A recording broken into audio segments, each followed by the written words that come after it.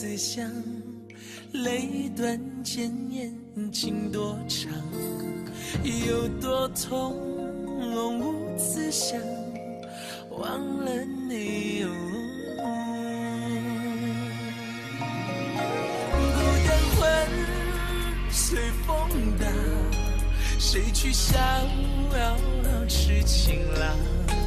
这红尘的战场，千军万马，有谁能称王？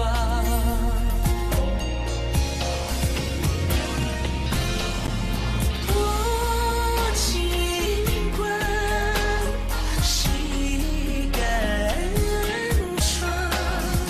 望明月，心里悲凉。千古恨，轮回长，眼一闭，谁最狂妄？这世道的无常，注定敢爱的人一生伤。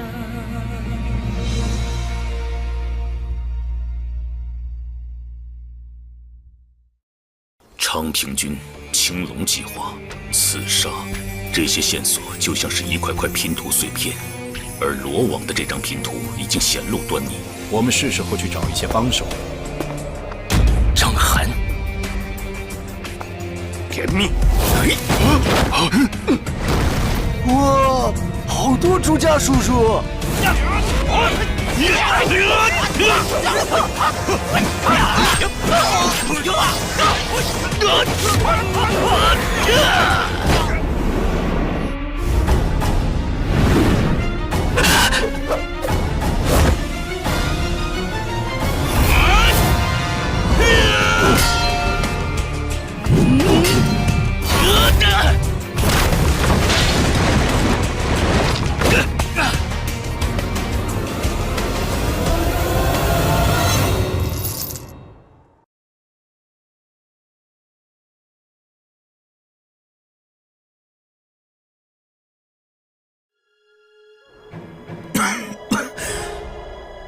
我不是来找麻烦的。你似乎受了2种剑伤，来自2把不同的剑，其中那把陌生的剑，剑法灵力不在荆棘之下，是另一个天子一级的杀手。剑圣的眼光，果然名不虚传。他叫炎日。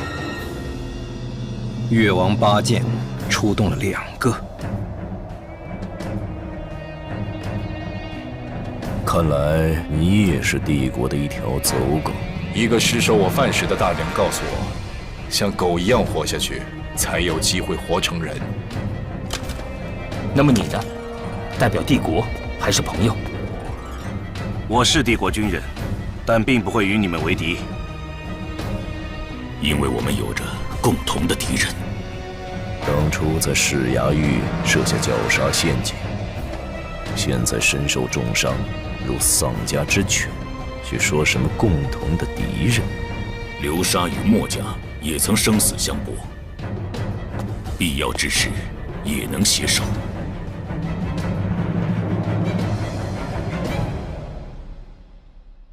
圣七，你还敢出现在老子面前7国的死狱我都闯过，你算什么？哇，这把剑好大！圣七，你这次回来，无非是为了和甜蜜做个了断。朱家的死活和你又有什么关系？什么关系与你无关。圣七，我和大哥早就怀疑有人暗中捣鬼，帮你逃脱6堂的死罪决议。果然是朱家这个老匹夫，为了日后争夺侠魁留了一手，一日罪人，终生都是。阿紫，动手！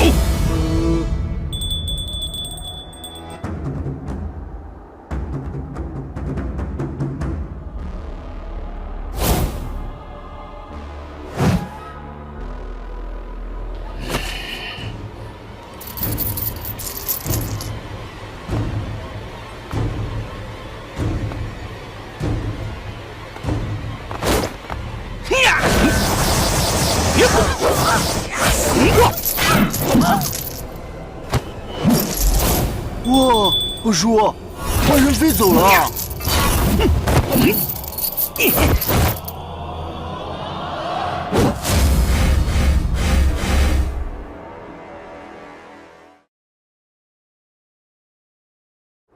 我很清楚，鬼谷的剑下，生死只在一念之间。我相信，天下没有人可以在两位的夹击下存活。我在噬牙域之所以没有死，是因为你们作为顶尖剑客的瞬间直觉。我只是你们的对手，却不是死敌。龙驹将军，我记得你说过，作为军人，我们是没有权利选择自己的敌人的。不错，但是，我们却可以选择朋友。六杀从来不和失败者合作。我必须承认，罗网的死局比想象中要复杂得多。农家是诸子百家中力量最为庞大的一派，而霞魁失踪导致农家群龙无首。罗网正是利用了这个空档，借由神农令挑起农家内乱。农家已成为一架由混乱和贪婪构成的绞杀机械，所有牵扯其中的人都会被搅成肉泥。两位既已选择入局，想必更清楚其中凶险。隔岸观火的人永远无法明白起火的原因，只有置身风暴，才能找到风眼所在。看来我来对了。罗网创造的这架机械，并非无懈可击，他们仍然露出了破绽。破绽？一个看似微不足道，他们没能杀死的人。白徒，我有一些问题，几位想必会有兴趣一听。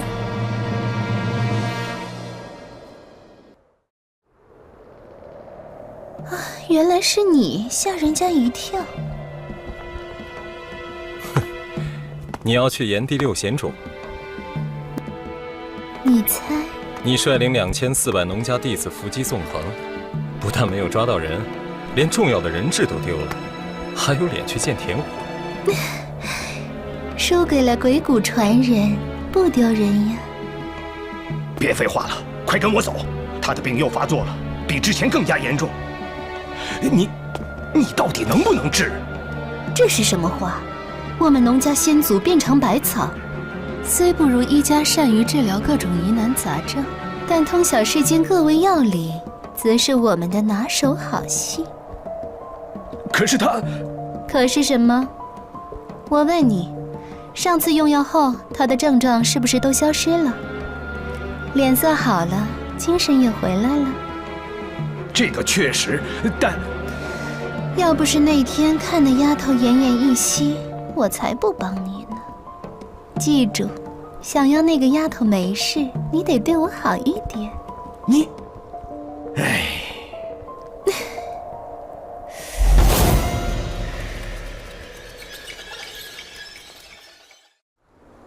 给我追！我要宰了朱家！二叔，六堂之战是迫不得已。尽早选出新任侠魁，才是结束纷争的关键。对农家同门赶尽杀绝，并不是目的。难道就这么放朱家一马？花费时间去追捕朱家，不仅拖延继任侠魁的时间，更徒增风险。反之，只要新任侠魁诞生，农家10万弟子众志一心，到时候面对神农令，就算朱家个人不想遵从，他的手下残党又岂敢违抗？大小姐当初以农家上下的安危晓以大义，劝我顾全大局，所以我才下定决心大义灭亲。而如今朱家已是强弩之末，咱们却要放虎归山吗？大小姐这样的决定，岂不是陷我于水火之中？哼，朱家恐怕做鬼都想回来找司徒老哥算账。哼，二当家取笑了，不过这笔烂账确实如鲠在喉啊。司徒堂主为咱们的大业牺牲甚多，咱们可不能让他头痛太久。二当家，咱们不如兵分两路，一边赶往六贤冢，另一边前去追击朱家。确实不能放过朱家。好，老金，给你一个戴罪立功的机会。这次必定不会让二当家失望。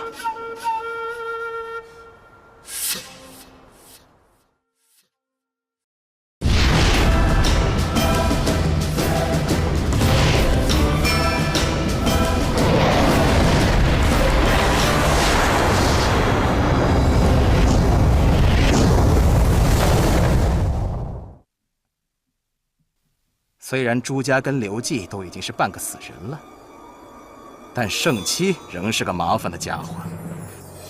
若是二公子一同前往，必能十拿九稳地收拾朱家。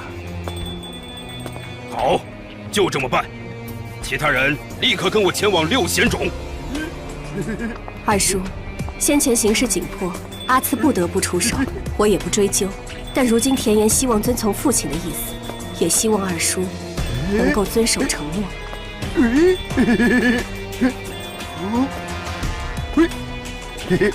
刚才要不是你犹豫，没让阿次出手，朱家这个老匹夫怎么会被圣七救走？女人就是优柔寡断。这次追击朱家，阿次必须要去。我不希望阿次再出手杀人。二当家和大小姐不必争执。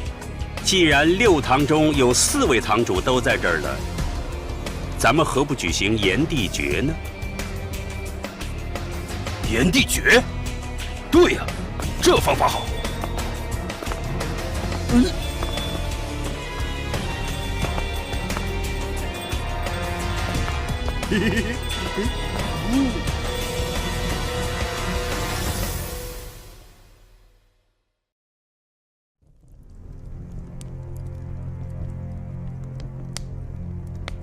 之前钟离妹押送荧惑之时被劫，是你泄露的消息。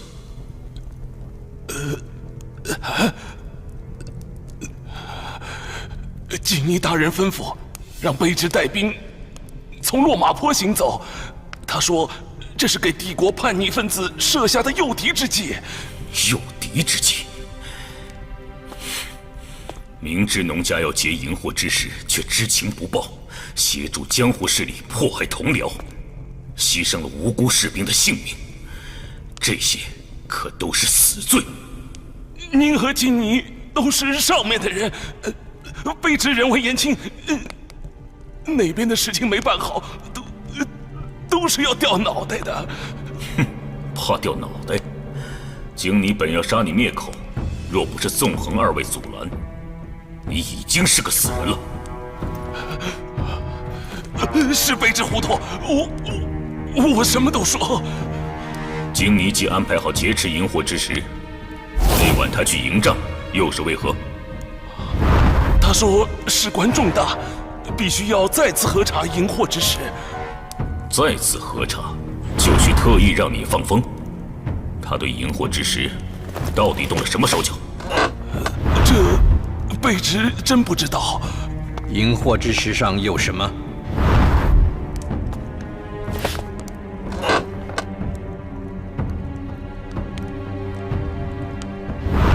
一行字，会在帝国掀起惊涛骇浪的一行字。扶苏令，使皇帝死，而地分。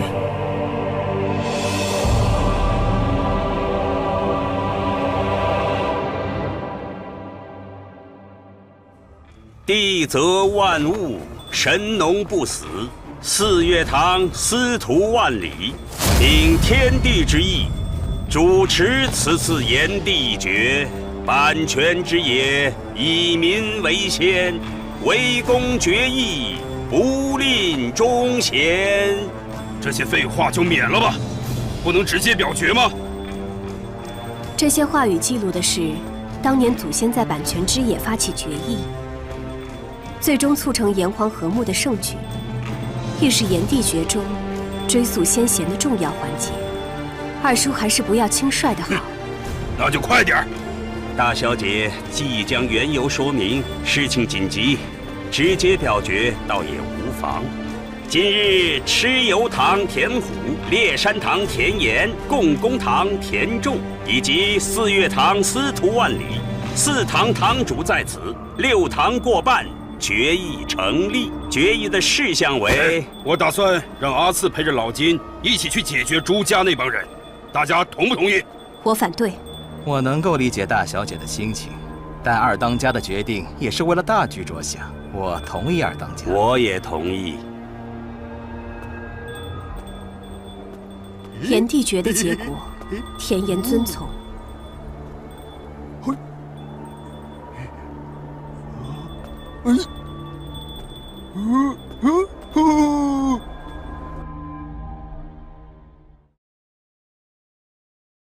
扶苏想要谋反，公子宅心仁厚，断不可能有谋反之心。或者有人希望让扶苏看起来想要谋反。昌平君的叛国案一直是陛下的心头之痛，亦是悬在扶苏公子头顶的利剑，其中微妙，葛聂先生应该很清楚。扶苏和昌平君关系匪浅，某种意义上来说，农家的10万弟子，就是昌平君留给公子扶苏的最大助力。如今农家争夺荧惑之时正酣，这石头对扶苏如此不利，农家的举动更像是帮扶苏掩盖行迹，而农家本身的行为，恰恰证明了诸子百家的叛逆之心，正是这个死局的险恶所在。将军，我身受重伤时，被一位名叫孟姜的女子所救。她曾说看过荧惑之石上的文字，和将军所言似有不同。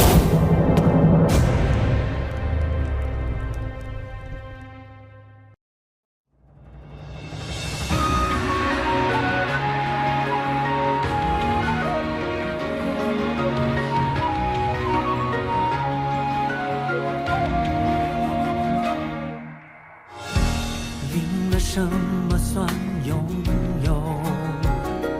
坦白总会输给了沉默，一遍遍情绪汹涌的挣脱，对错和错过谁能看透？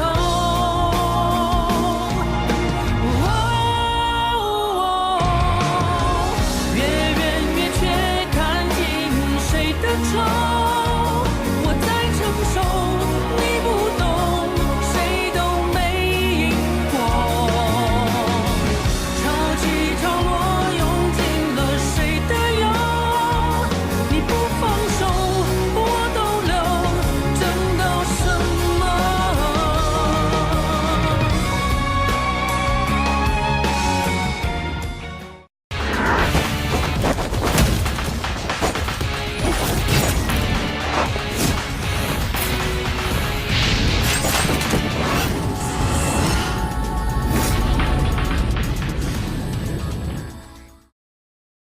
请搜索“天行九歌”进行观看哦。难道说还有埋伏？朱家叔叔，出来！谁要阻拦我杀这个不知羞耻的女人，就跟她一起死！只是石头上文字太忌讳，大家不敢提起。是上将军。7个。